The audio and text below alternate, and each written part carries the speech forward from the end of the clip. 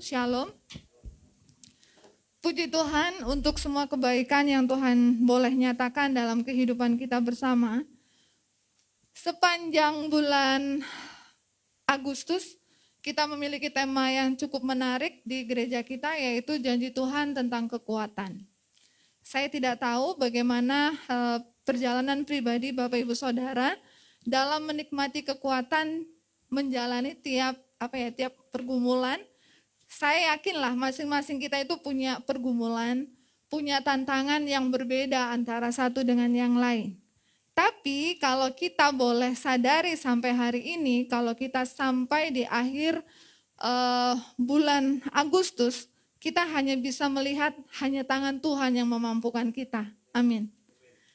Dari kekuatan yang Tuhan berikan dalam kehidupan kita, kita itu kayaknya kadang-kadang nggak ngerasa gitu ya.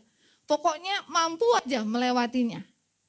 Kalau berbicara tentang janji Tuhan, ini janji manusia. Kalau janji manusia, kita ajalah orang tua ke anak. Kadang-kadang untuk memenuhi janji itu, padahal seharusnya bisa. Gitu ya, nggak ada kata nggak bisa. Saya ingat dulu bapak saya itu suka nyuruh kita itu nyambutin uban. Kadang kan kita males gitu kan. Itu kan susah gitu loh. Maksudnya terus kalau rambut bapak-bapak kan kecil gitu ya, nggak kayak ibu-ibu kan panjang gitu, gampang nariknya. Jadi kadang males. Lalu bapak saya bilang gini, ayo siapa yang mau nanti 5 dapat sekian ribu gitu. Semangat langsung. Semangat langsung. Udah tuh, kadang-kadang cari-cari akal gitu, pokoknya yang ada putih gitu, entah rambut anjing kan, kadang putih bulu anjing itu kan, kadang sengaja gitu tarik yang hitam, tunjukin ke bapak, 1 ya gitu, 2 ya gitu. Nanti kalau udah sesuai dengan yang ditentukan, misalnya kalau 10 dapat 10.000 misalnya, nanti kalau udah 10 kan kita langsung, ayo mana duitnya gitu kan. Nanti terus bapak saya itu suka bilang gini, sama orang tua sendiri perhitungan gitu, padahal Bapak gitu loh yang janji, saya kan hanya nagih janji gitu kan. Dan saya kan pegang tuh yang Bapak sampaikan gitu ya. Jadi waktu itu saya merasa bahwa, oh Bapak ini gimana sih gitu. Ternyata setelah saya jadi ibu pun ternyata itu sering loh. Kegagalan untuk memenuhi janji itu terjadi dalam kehidupan saya. Seperti kemarin jadi saya itu punya PR dengan Mika. Mika ini harus punya strategi yang khusus untuk dia mau belajar. Dia itu punya dunia sendiri, nyaman dengan ya mainannya sendiri, dengan gamenya sendiri yang susah sekali untuk diinikan. Jadi hari itu saya selalu sama Mika itu selalu tegang kalau belajar. Entah kenapa terus tiba-tiba saya bilang sama dia begini, Dek, kalau hafal nomor 1 sampai 5, 3.000. Saya bilang gitu. Nomor 1 sampai nomor 5 hafal 3.000. Wih, gak tunggu lama dia langsung duduk. Dihafalin. Terus waktu saya tanya, benar dia bisa. Lalu saya bilang, oke, nomor 4 sampai nomor. Jadi begitu, setelah selesai, dia nagih memang janji itu ke saya. Mana Bunda yo duitnya? Tadi kan janji kalau ini sekian, berarti uangnya adik udah sekian gitu. Lalu saya bilang gini cuma sampai dia, ya nantilah, kan duitnya harus diambil dulu. Kan tadi kalau udah janji itu harusnya memang sudah ada. Dia protes sama saya. Ya nanti, saya bilang, Bunda nggak kasih, tapi nanti saya bilang kan kalau jadi dia prinsipnya dia kalau kita sudah janji berarti itu udah ada gitu loh, jangan tidak ada. Jadi Bapak Ibu yang dikasih oleh Tuhan, inilah bedanya janji kita manusia ini gampang sekali ingkarnya. Padahal kalau orang memegang janji kita, dia itu akan sangat dikecewakan ketika kita katakan tunggu aja ya. Tunggu kan istilahnya bukannya tidak kita kasih, tapi nanti gitu, itu aja buat dia kecewa. Apalagi kalau kita bilang kayak bapak saya tadi, sama orang tua aja perhitungan, itu langsung mentok banget. Sakitnya itu sampai ini banget gitu ya Bapak Ibu. Tapi hebatnya Tuhan kita itu nggak seperti kita. Ketika dia menjanjikan sesuatu, dia penuhkan. Ketika dia menjanjikan sesuatu, dia tidak pernah ingkar. Mari kita membuka bersama dalam Mazmur 12. Mazmur 12 ayatnya yang pertama, ayatnya yang ke-6 sampai dengan ayatnya yang ke-8. Mazmur pasal yang ke-12.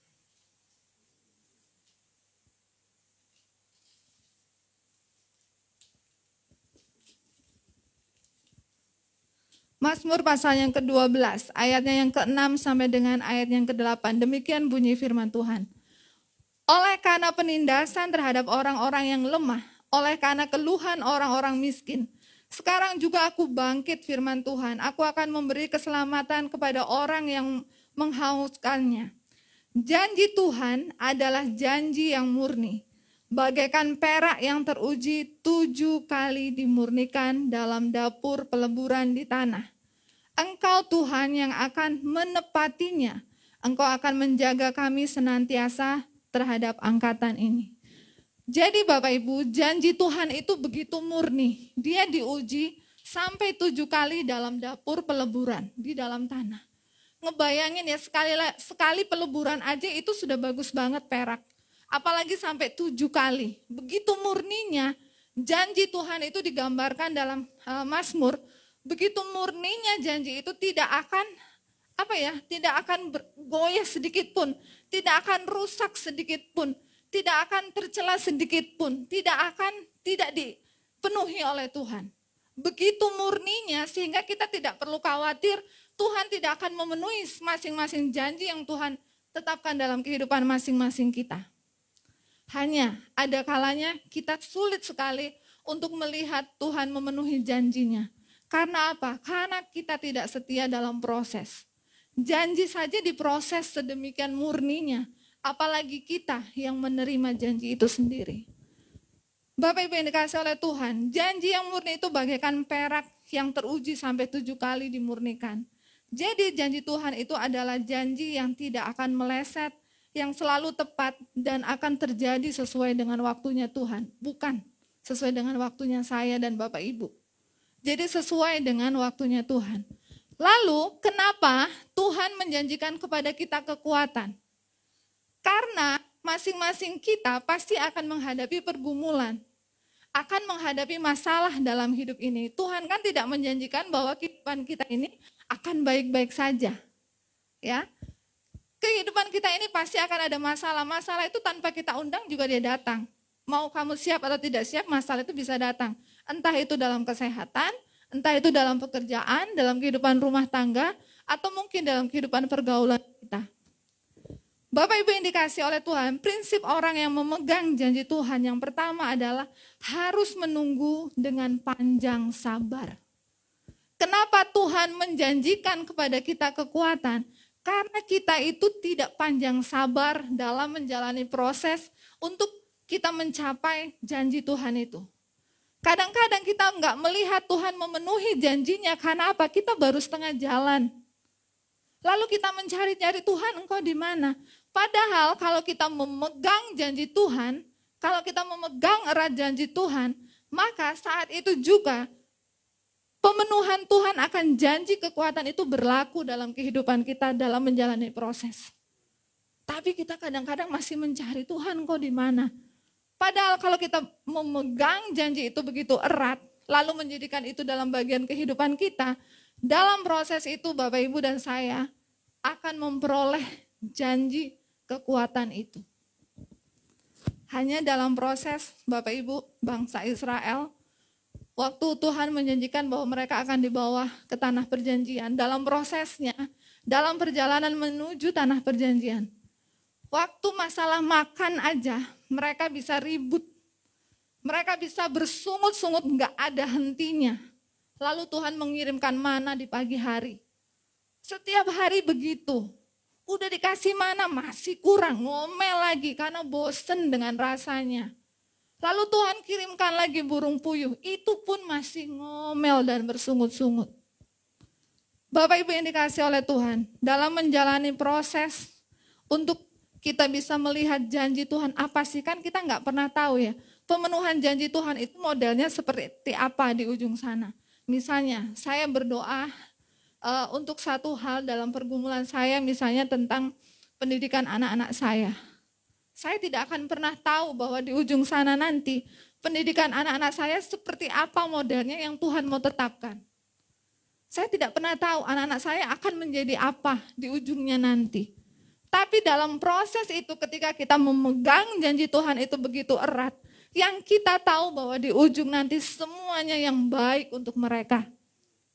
Kadang-kadang kita nggak sampai di situ. Karena apa? Dalam proses itu kita gagal untuk teguh memegang janji Tuhan. Kita kurang sabar. Kita kurang menikmati semua proses. Saya bilang sama anak-anak saya, menikmati proses pendidikan itu, saya bilang Gwen karena Gwen udah kelas 5. Jadi kan matematika sudah semakin sulit. Lalu dia ngeluh, matematikanya udah makin sulit, Bunda. Udah ada perkalian harus pembagian lagi, dia bilang. Terus saya bilang sama dia gini, Kak, kalau misalnya gampang terus, berarti di kelas kecil terus. Kalau mau naik tingkat, berarti kakak harus juga menikmati tuh sulitnya, susahnya menghitung. Karena dia begitu happy kalau nanti di akhirnya itu hasil dari penghitungan dia itu benar. Tapi saya bilang sama dia, kamu gak akan merasakan happy itu kalau kamu gak itu tadi loh, menghitung, menjalani proses itu loh. Sama dengan kita Bapak Ibu, dalam kehidupan kita untuk melihat Tuhan memenuhi janjinya di ujung sana. Dalam proses itu yang Tuhan mau kita betul-betul merasakan, menikmati. Kalaupun itu harus menangis, kita nikmati bagaimana kita menangis bersama dengan Tuhan. Kalau memang itu membuat kita harus merendahkan diri serendah-rendahnya bersama dengan Tuhan, kita yakin bahwa pada akhirnya Tuhan akan mengangkat kita. Kalau kita menikmati, kita mau menikmati bagaimana Allah memenuhi janjinya, kerja keraslah. Kalaupun itu kita harus mulai dari bawah, berjuanglah bersama dengan Tuhan dalam proses itu. Karena dalam proses itu yang kita tahu, Tuhan sudah menggenapi kepada Bapak Ibu dan saya janji untuk memberi kita kekuatan. Tidak akan tersungkur Bapak Ibu, kita tidak akan tersungkur. Tuhan itu begitu sigap akan mengangkat kita. Dia punya kekuatan yang luar biasa untuk membuat Bapak Ibu dan saya merasa nyaman walaupun kita ada dalam lembah kekelaman. Karena itu, sabarlah menunggu dengan panjang sabar sampai kita menemukan titik di mana kita memahami ini pemenuhan janji Tuhan dalam kehidupan saya, keluarga saya, dan keluarga Bapak Ibu. Bagi yang masih bergumul, anak muda ini kan banyak bergumul tentang teman hidup ya. Dalam proses mencari teman hidup aja, itu kita begitu harus, nggak bisa kita bilang ya udahlah itu nanti waktunya Tuhan, nggak bisa. Harus digumulkan. Karena ketika kita memilih seseorang untuk menjadi pendamping, kita harus bertanya sama Tuhan, benar enggak? Ini yang memang Tuhan mau jadi, ini betul tulang rusuk yang memang Tuhan siapkan buat saya. Atau bukan? Atau itu hanya nafsu saya, keinginan saya. Itu pun harus kita proses bersama dengan Tuhan. Sampai pada akhirnya kita melihat di ujung sana bahwa ini betul yang memang Tuhan jadikan pendamping untuk saya. Gitu kan? Tapi bagaimana itu mungkin terjadi kalau kita tidak pegang penuh janji Tuhan. Pegang erat janji Tuhan. Saudara akan dimampukan untuk memilih sesuai dengan kacamata rohani di hadapan Tuhan. Karena itu setialah dengan panjang sabar menikmati tiap proses bersama dengan Tuhan. Kalau sekarang kita masih bergumul dengan pekerjaan kita kayaknya segini-gini aja. Yang kita dapat, kayaknya ini aja yang dipercayakan dengan saya. Kenapa ya nggak seperti si A, si B yang gajinya segini dan segini.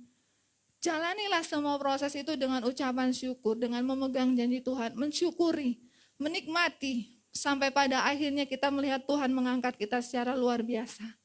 Karena itu Bapak Ibu Saudara, setialah dalam setiap proses dan nikmatilah bagaimana kekuatan itu menjadi bagian dalam kehidupan kita. Itu yang pertama, bagian firman Tuhan hari ini. Kalau kita sudah setia dalam menjalani setiap proses dan menjalani tiap pergumulan dengan kekuatan yang datangnya daripada Tuhan, maka Tuhan akan memberikan kita upah yang besar. Mari kita buka dalam Ibrani pasal yang 10 ayat yang ke-35. Ibrani pasal 10 ayatnya yang ke-35. Ini adalah janji Tuhan juga bagi kita yang setia dalam menjalani proses kehidupan ini bersama dengan Tuhan. Sebab itu, janganlah kamu melepaskan kepercayaanmu, karena besar upah yang menantinya. Tapi bukan juga arti dari firman Tuhan ini kita melakukan ini supaya kita mendapatkan sesuatu yang besar. Enggak. Tapi ini adalah bagian bonus yang Tuhan mau kasih bagi kita yang terus memegang kepercayaan kita pada janji Tuhan. Tuhan menjanjikan upah yang besar, bukan nominal, bukan diinikan secara nominal, enggak. Tapi Bapak Ibu, Tuhan kita sangat memperhitungkan orang yang setia memegang janji Tuhan. Tuhan akan memberikan upah bagi mereka yang setia memegang janjinya. Upah itu adalah penggenapan janji Tuhan dalam kehidupan kita. Paulus, kita belajar dari Paulus dalam pergumulannya. Dia dipenjara bukan karena kejahatan. Dia dipenjara karena Kristus. Tetapi ketika Paulus betul-betul tetap memegang kepercayaannya kepada Tuhan, tetap setia menjalani proses dalam penjara itu, kita melihat di sini Paulus tidak tenggelam dalam masalah itu, lalu fokus kepada besarnya pergumulan itu, enggak. Waktu saya merenungkan, pernah saya menggali ayat Alkitab ini, saya sempat terpikir gini, Paulus tuh kayak orang kurang kerjaan ya, nulis surat gitu ya, buat jemaat di sana, nulis surat, buat jemaat di sini. Padahal dia lagi dalam pergumulan, dia ada di penjara, bukan dia lagi di rumah santai-santai terus tulis surat, bukan. Dia menguatkan jemaat di A, dia menguatkan jemaat di B, lalu dia menyelesaikan masalah perselisihan Onesimus, ya kan? Padahal dia sendiri sedang dalam pergumulan. Kenapa dia mampu? Karena dia tahu ketika dia memegang kepercayaannya kepada Tuhan, Tuhan akan menyelesaikan pergumulannya dan dia masih bisa berkarya, bisa melayani, masih bisa berbuah bagi banyak orang. Jadi buah itu tidak tinggal tetap dalam kehidupannya, tapi dia bagikan kepada banyak orang. Dan penjara itu tidak menjadi penghalang bagi dia untuk membagikan kasihnya.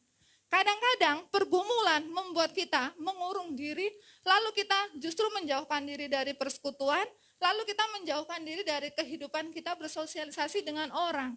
Kita berputar-putar mencari cara menyelesaikan pergumulan masalah itu. Padahal kita tahu kita nggak mampu.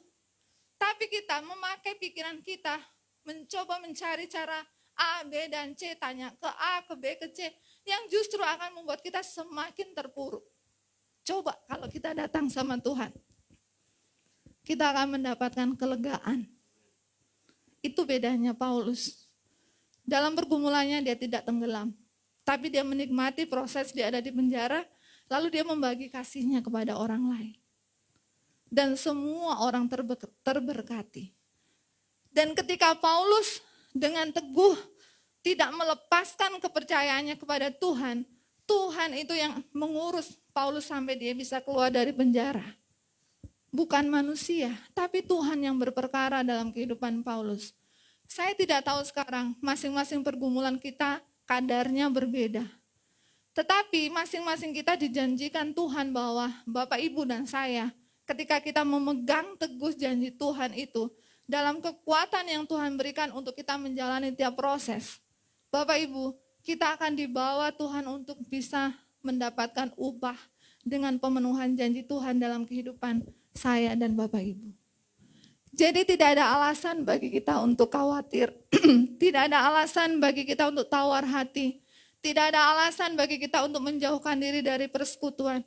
Justru bersekutulah bersama dengan orang percaya, karena kita bisa saling mendoakan dan saling menguatkan.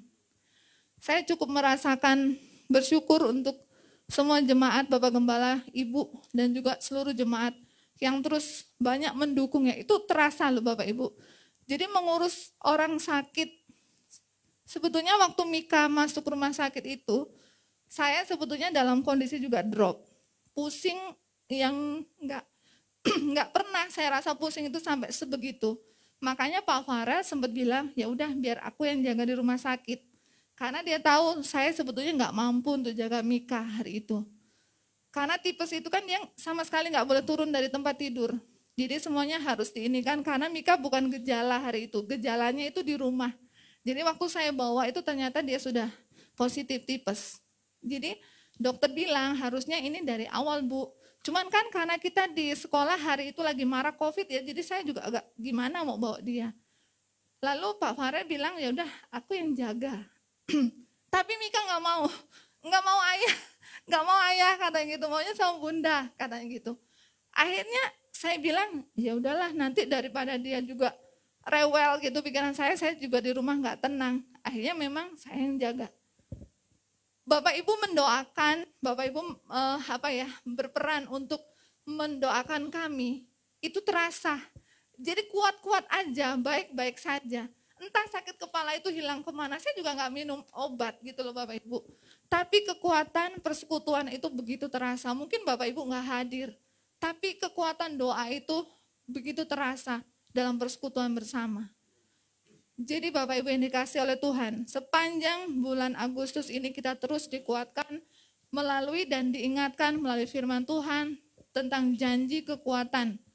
Saya yakin dan percaya masing-masing kita dalam proses itu, ketika kita teguh memegang janji Tuhan, saya yakin bahwa Bapak Ibu sedang menikmati pemenuhan janji kekuatan itu. Karena itu setialah dalam proses. Maulah berproses bersama dengan Tuhan. Karena Tuhan akan memberikan upah yang besar bagi Bapak Ibu dan saya. Jadi Bapak Ibu terus semangat dalam mengikut Tuhan. Terus percayalah bahwa selalu ada jalan keluar di dalam segala pergumulan Bapak Ibu. Jangan putus asa, jangan gentar, apapun masalahmu, apapun pergumulanmu, Tuhan ada bersama-sama dengan kita. Bahkan dalam lembah kekelaman sekalipun Tuhan kan memberikan gada dan tongkat untuk memampukan dan memberi penghiburan bagi kita.